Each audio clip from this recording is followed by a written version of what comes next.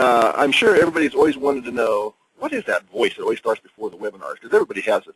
And actually that was Dina Van from our office here, and she's the one that's been coordinating these webinars, and as well as the marathon, which is coming up, which I'll talk about, which is actually on the screen right now.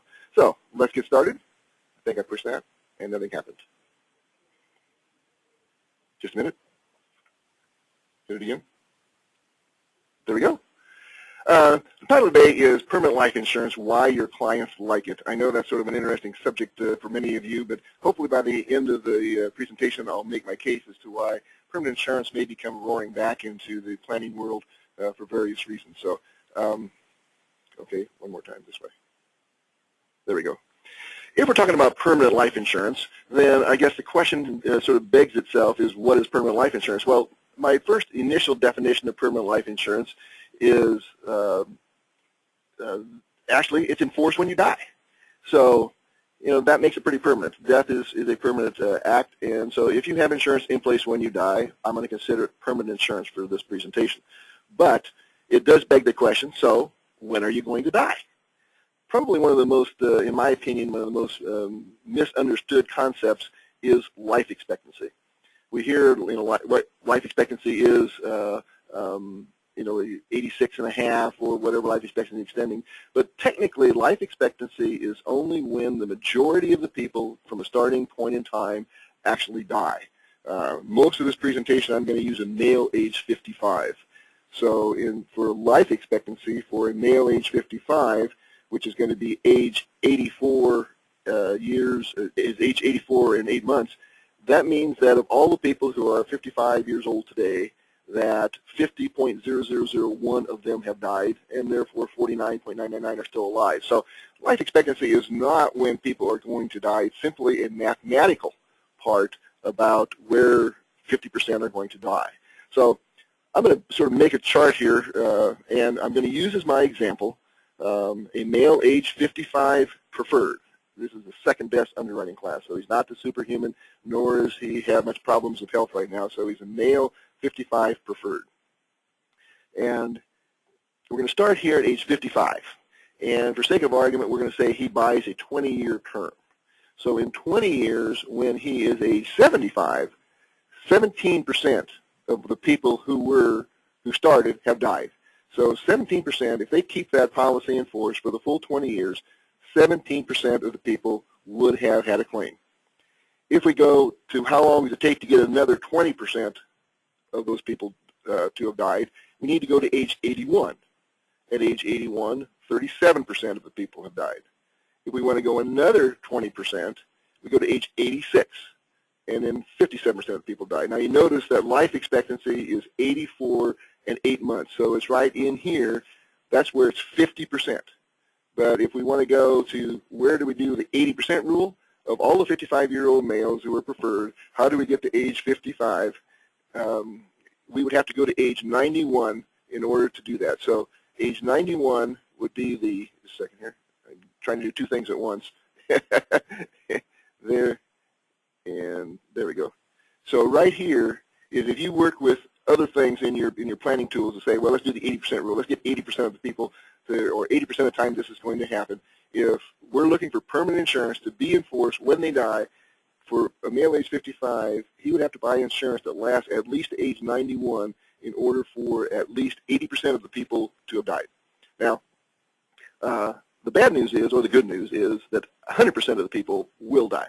So if you truly want to have coverage until death, because remember my definition of permanent insurance is until you die, and that doesn't have a planned end period.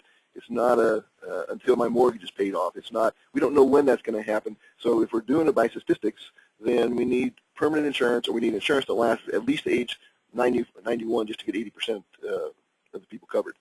And by the way, all this that I have on this chart, we actually have a program here that if you ask either myself or Mark Maurer for the program, we can send you the program. And basically it's as simple as putting in a person's age, their sex, and if they smoke or not.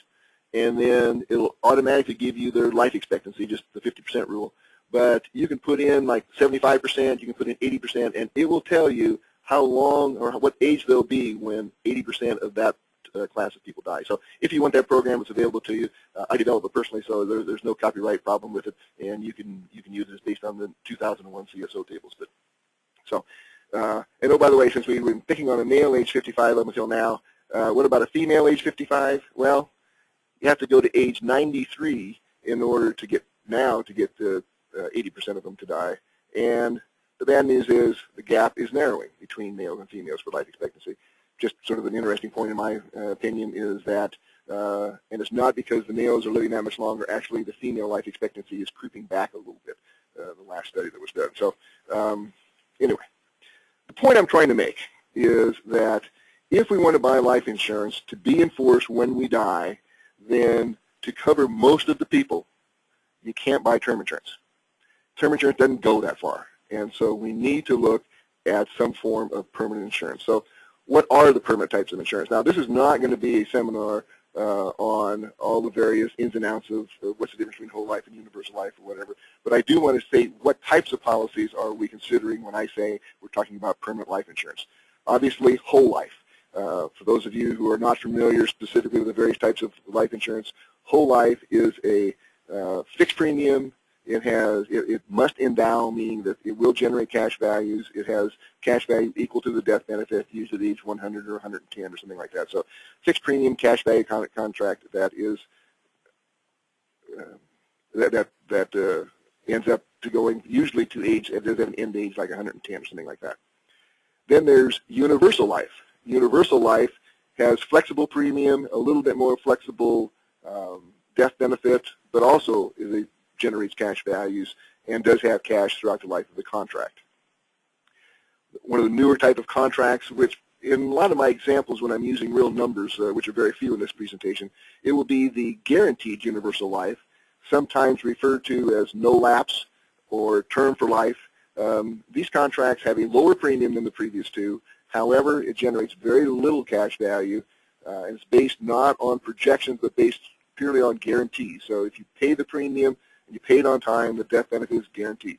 There's very little fluctuation or flexibility in this after you design it. There's variable universal life, very similar to universal life, except that the cash values may be invested in equity type or bond type separate accounts. So rather than having a fixed rate of return, your cash values grow at a different rate. And then all of those, all the whole life, universal life, the guaranteed universal life, and the variable universal life are in both individual contracts and survivorship or second to die contracts. So those are sort of the types of policies that I'm really referring to when I say permanent insurance. Although, obviously, if you die with a term policy in force, it was permanent for you. But again, what we're talking about, when do people normally die, and they tend to normally die past the point of which there is permanent, the term insurance goes. So now we've talked about that. I think we still have the question. I mean, maybe I made the point of if you want insurance when you die, you need longer insurance. But let's face it, I still haven't answered the question, but why do I need life insurance long term? Well, why do people need life insurance past age 65? Well, one answer some people say is, hey, won't the government take care of my spouse? Hopefully there's a little laughter going on. I can't hear you out there, but that's supposed to be a little bit of a tongue-in-cheek and joke because that's probably not going to happen. But you may get that answer from some of your clients. Some say, how about our kids? We've taken care of our kids, and so I expect them to take care of me and my spouse when I get older and I need their financial help. Or, and this is the answer that I really get most of the time, is I have so many assets, or I'm going